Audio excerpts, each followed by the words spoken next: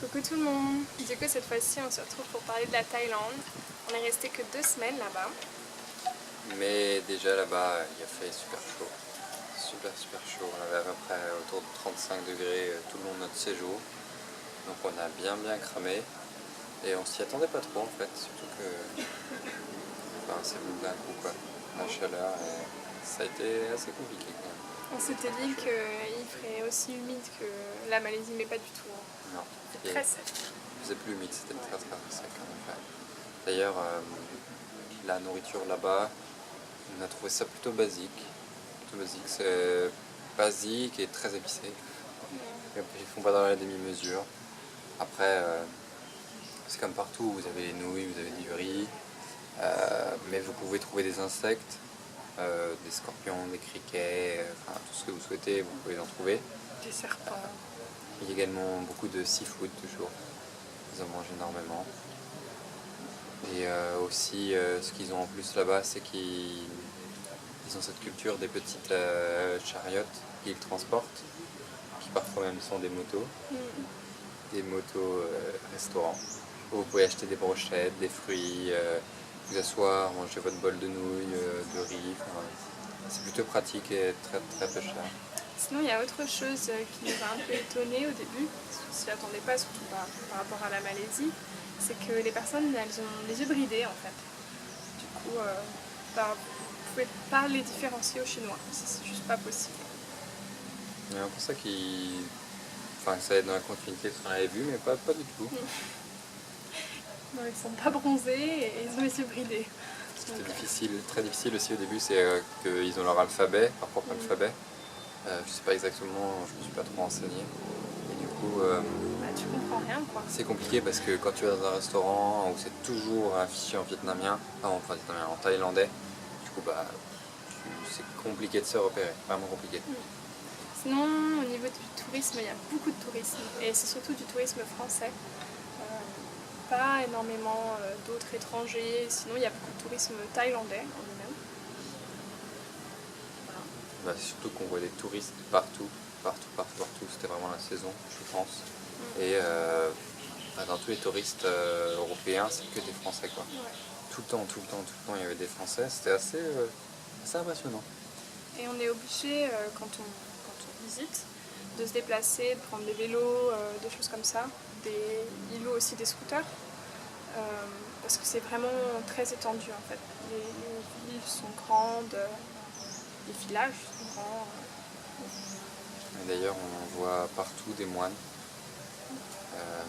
On a même vu des moines femmes qui sont habillées tout en blanc. Apparemment, c'est plutôt rare. C'est plutôt rare, mais on a vu, c'était dans un temps. Et c'est assez intéressant parce qu'ils sont très respectés, ils ont des places privilégiées, ils ne payent pas les bus, etc. C'est bien. Et il y en a beaucoup. Sinon, il y a une figure très importante en Thaïlande, c'est un héros national. Je ne connais pas son nom. Je voulais son nom, on vous le redonnera dans la description. Ouais, c'est trop compliqué à Et retenir. en fait, il a sauvé, de ce que je me souviens, il a aidé la Thaïlande au XVIe siècle, et des invasions birmanes, il a conquis le Cambodge, Le mec bien badass. Il est adulé dans le pays, il y a des temples encore à son effigie, avec toute une histoire, c'est quelqu'un de très important là-bas. Tout comme évidemment le roi. Alors ça, le roi, vous allez en manger si vous allez en Thaïlande. Les gens ont partout son portrait, dans les restaurants, dehors, chez eux, sur la route, vous en voyez à droite, à gauche, il y a tout le temps son effigie. Nous, on allait au cinéma par exemple, et au début, tout le monde s'est levé, et pendant 1 minute, 2 minutes, on a eu un chant patriotique en l'honneur du roi, où il prenait la pause, machin, on se dit, d'accord. Avec des gens qui le priaient, c'était... Et à l'école aussi, il y a des chants en l'honneur du roi. Le roi est adulé là-bas, et C'est impressionnant.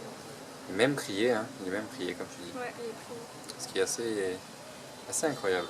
Ouais. Ça fait bizarre au début, c'était bizarre. Sinon, on a remarqué que la police, elle est vraiment respectée. Pas dans l'idée où il y a beaucoup de respect, où ils sont adulés, etc. Mais plus dans le fait que si la police te dit un truc, tu vas les suivre, quoi. Tu files droit. On a vu par exemple quand on est allé dans un club, la police avait décidé que ça allait fermer à minuit à la place de 2 heures. Ça a fermé à minuit, quoi. Et toutes les boîtes de Bangkok et les bars ferment à minuit s'ils l'ont décidé. Et ils nous ont dit, donc on a discuté avec des gens sur place qui nous ont dit que c'était comme ça. Et que maintenant ils avaient l'habitude, mais que ça les faisait chier. Mais si la police décrète que ça ferme, que quelque chose n'ouvrira pas le soir, ils ne l'ouvront pas. Ouais. Donc tous les clubs de Bangkok, toutes les boîtes, tout ce que vous voulez, ça sera fermé si la police a décidé. Et pourquoi? C'est juste pour faire chier. Juste comme ça, ils l'ont décrété. Et du coup, ça c'est vraiment quelque chose d'assez incroyable pour le coup. C'est ok, clair. d'accord. Sinon, quelque chose que moi je trouve vraiment intéressant en Thaïlande, c'est qu'il y a des restes, des vieux vestiges en fait des temples qu'on peut trouver notamment dans certaines villes. Le problème c'est qu'ils ne savent pas de quand ça date, parce que tous les temples ont été rénovés par un ancien roi, et du coup ils n'ont pas pu retrouver des pierres ou des choses comme ça pour dater les temples. Ça doit être des temples qui doivent être hyper vieux, qui sont rénovés assez souvent. C'est dommage, ça perd de son charme. Ça perd du charme et de l'ambiance générale parce qu'ils le rénovent tout le temps. Après, ils n'ont pas le choix, c'est sûrement les directives, mais je trouve ça dommage aussi. Puis on voit, il y a des choses qui ont été déplacées. Ça se voit quand tu visites. Il y a un truc, tu fais ok, ça c'est joli, mais c'était pas là, quoi. Ouais, des reconstitutions, des trucs qui sont bougés. Ouais, ils reconstruisent un temple avec des parties d'autres temples qu'ils ont détruits. Enfin, c'est un peu dommage quand même. On a oublié d'ailleurs à Bangkok, il y a le Skytrain. Ouais. C'est plutôt pas mal. Et encore une fois, tu as le droit de manger, boire dedans. Mais c'est super sympa. Ouais, super sympa, Mieux c'est que bien le fait. métro. Tu survoles le reste et il est bien. Il est encore en construction, c'est encore en expansion. D'ailleurs, Bangkok, c'est comme les autres villes, c'est en expansion. Ouais. Il y a de la construction partout, ils ont encore des tas de choses de prévues et à faire dans les années à venir. Du coup, vous voyez, je pense que tout ce coin d'Asie, petit à petit, se forme. C'est vraiment des villes en développement, enfin des pays en développement. Et ça se voit. Il y a un truc atroce avec Bangkok, par contre, c'est que c'est le centre plus ou moins historique, là où il y a le palais royal, etc. C'est extrêmement mal desservi. Soit tu prends un taxi, soit tu galères avec les bus, mais bon, de toute manière c'est écrit en thaï, tu comprends rien, donc t'évites de prendre le bus. Tu peux y aller tu fais à pied, tu peux y aller sur l'eau aussi. Tu peux y aller sur l'eau, c'est vrai. Ils ont des traversiers, mais c'est un peu la galère pour atteindre cette partie-là. Autant c'est la galère, autant il y a des gens qui peuvent vous aider. Les Thaïlandais, ça c'est vraiment le gros point fort de la Thaïlande, c'est les gens sur place. Vraiment. Ils sont incroyables, extrêmement sympathiques, qui vont vous aider dès qu'ils peuvent, quand ils peuvent, pour tout et n'importe quoi. On a plein d'exemples. Ils vous sourient tout le temps, ils sont super contents de vous parler, même si ils paragouinent pas un mot d'anglais. Ils sont nuls en anglais. Ils savent pas parler anglais, ils savent parler que thaï, donc des fois c'est très très compliqué de dialoguer. Même une fois, pour avoir quelque chose, tu as dû l'écrire avec Google Traduction. Ouais, je voulais un truc spécifique et puis je savais qu'elle allait rien comprendre, donc je vais écrire en thaïlandais le truc, quoi. Même quand tu traverses la route, tu te dis ouais, ça va être un merdier pas possible. Et en fait, tu traverses et les gens s'arrêtent, laissent passer. Ils sont respectueux, amicaux au possible, aimables. Ils ont tout. Ils sont toujours souriants. C'est vraiment le gros point fort de la Thaïlande pour moi, c'est leurs habitants. Ouais, par exemple, quand on est arrivé à Bangkok le premier jour, il fallait qu'on prenne le Skytrain. Et c'était un peu le bordel, quoi. Quand tu arrives dans une ville, ils ont et le métro et le Skytrain, tu sais pas trop.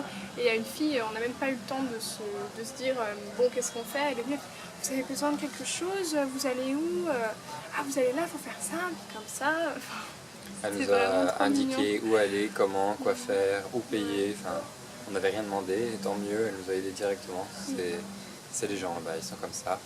Et en plus, ça va pas que les gens âgés, les enfants aussi. Les enfants sont très respectueux, ils sont aussi respectueux des adultes. Ils laissent leur place dans le bus, ils se détournent, des personnes plus âgées qu'eux. Et ils sont effectivement très respectueux de leurs professeurs aussi. Professeurs, animateurs, tout ce que vous voulez. C'est pas du tout la France, et c'est bien dommage. Parce que oui, le professeur dit quelque chose, il l'écoute, quoi. Il n'y a pas un mot. Sinon, les gens sont vraiment honnêtes. C'est assez impressionnant. Bon, déjà, ils vous donnent le vrai prix, c'est pas du tout comme en Inde. Sauf dans les endroits touristiques où évidemment il faut rester un peu méfiant, mais ça se voit tout de suite. Enfin, tu le vois dans le regard de la personne, si elle est en train de te flouer ou pas. Et, et par exemple, il nous est arrivé quelque chose. On devait prendre un bus et puis bon, ils comprennent pas bien.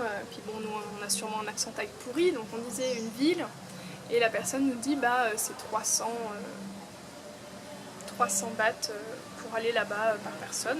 On fait bon, c'est un peu cher, mais tant pis quoi, vas-y, on y aille de toute manière. On monte dans le bus, machin, et puis il y a le gars du bus qui fait vous allez bien ici, hein? On fait oui, ici. Il fait attendez, donnez-moi vos billets. Il prend les billets, il part, il revient, il nous donne les vrais billets et la monnaie qu'on avait payée en plus. Parce que le premier mec avait mal compris. Il nous a ramené plus de 300 bahts, donc le prix d'un ticket en plus. Et ce, juste parce qu'il s'est rendu compte qu'on avait... Alors qu'on était déjà dans le bus, il est venu nous interroger, il dit « Ah mais je crois que vous avez payé trop », enfin il ne nous l'a même pas dit, c'est après il est revenu, vu qu'il n'est pas capable de nous le dire. C'était impressionnant. Mais les gens sont comme ça en fait, du coup c'est chouette. Ouais. Du coup mon avis global sur la Thaïlande est très bon, c'est un chouette pays, vraiment, on a vraiment apprécié d'ailleurs, on y restait 2 semaines alors qu'à la base on devait y rester qu'une semaine, on devait juste y passer quoi, et on s'est dit non, on reste, on veut en voir plus. Et c'est vraiment un pays que je recommande. On comprend très bien pourquoi il y a autant de Français. Parce que c'est pas la France, c'est bien mieux que la France. Donc ils peuvent s'y installer si en plus le niveau de vie est bon. On a vu beaucoup de couples, français et thaïlandais, souvent des hommes, un français avec une thaïlandaise. Et quand je dis beaucoup, on en a vu beaucoup. Vraiment beaucoup, donc des personnes plus âgées. Et c'est normal, c'est un pays très attractif et très, très amical, donc je comprends qu'on ait envie de vivre. On a particulièrement aimé la ville d'Ayutthaya, qui pour moi, s'il y a un endroit à voir en Thaïlande, c'est là-bas quoi. C'est juste à côté de Bangkok en plus, vous prenez un minivan, en 40 minutes vous y êtes. C'est vraiment superbe quoi. Il y a des temples partout, beaucoup de choses à voir, vous pouvez vous déplacer en vélo pour pas grand chose, et il y a tout à voir, que ce soit des temples, vous pouvez tout essayer de manger, les gens sont agréables, gentils, enfin bref. C'est la ville pour moi parfait. Et qu'en plus à côté de Bangkok, si vous voulez passer dans Bangkok. C'est notre coup de cœur. Voilà. Prenez soin de vous, à bientôt.